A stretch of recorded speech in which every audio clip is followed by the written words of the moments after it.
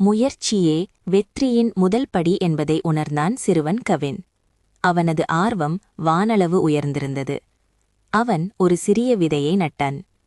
இது ஒரு நாள் பெரிய மரமாகும் என்று அவன் உறுதியாக நம்பினான். தினமும் தண்ணீர் ஊற்றி அதை கவனித்து வந்தான். பொறுமை மிக அவசியம் என்று அவன் அறிவான். நாட்கள் கடந்தன.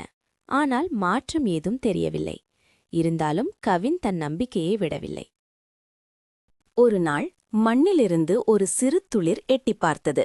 கவின் மகிழ்ச்சியில் துள்ளிக் குதித்தான். எதுவும் சாத்தியமே என்று அவன் உரக்கச் சொன்னான். அந்த சிறு துளிர் அவனுக்கு தன்னம்பிக்கையை தந்தது. அவன் தன் நண்பன் மாறனை அழைத்தான். இருவரும் சேர்ந்து அந்தச் செடியை பராமரிக்கத் தொடங்கினர். மாறன் ஆச்சரியப்பட்டான். ஒரு சிறிய விதை இவ்வளவு அழகாக வளருமா என்று கேட்டான். வளருமா என்று கேட்டான்.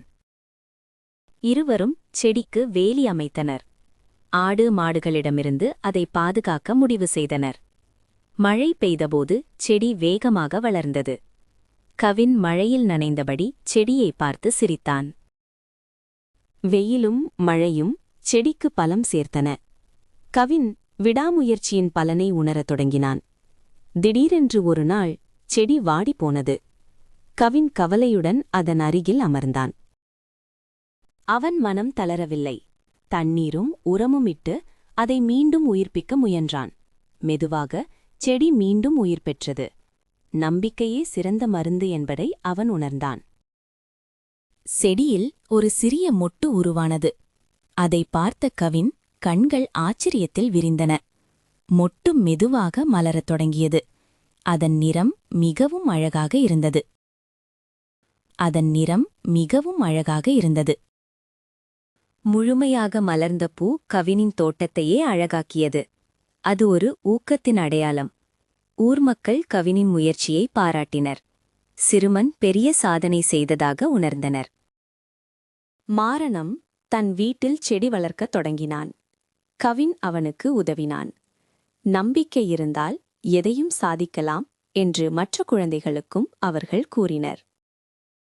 தோட்டம் முழுவதும் இப்போது மலர்களால் நிறைந்திருந்தது. அது உழைப்பின் பலன். கவின் ஒரு நாட்குறிப்பில் தன் அனுபவங்களை எழுதினான். விடாமுயற்சி வெற்றி தரும் என்று எழுதினான். அவன் வரைந்த ஓவியங்களும் செடியின் வளர்ச்சியை பிரதிபலித்தன. கலை அவனுக்கு துணையாக இருந்தது. ஒரு நாள் பலத்த காற்று வீசியது.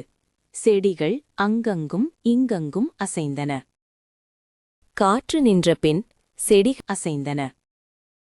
காற்று நின்றபின் செடிகள் உறுதியாக நின்றதைக் கண்டு கவின் நிம்மதியடைந்தான். தன்னம்பிக்கை இருந்தால் எந்த புயலையும் எதிர்கொள்ளலாம் என்று அவன் புரிந்து கொண்டான். அவன் வளர்த்த செடி இப்போது ஒரு சிறு மரமாக வளர்ந்து நின்றது. அது நிழல் தந்தது. பறவைகள் அந்த மரத்தில் கூடு கட்டின. கவின் இயற்கையின் நண்பனாக மாறினான். அவன் முகம் எப்போதும் புன்னகையுடன் இருந்தது. மகிழ்ச்சி அவனுள் குடியிருந்தது.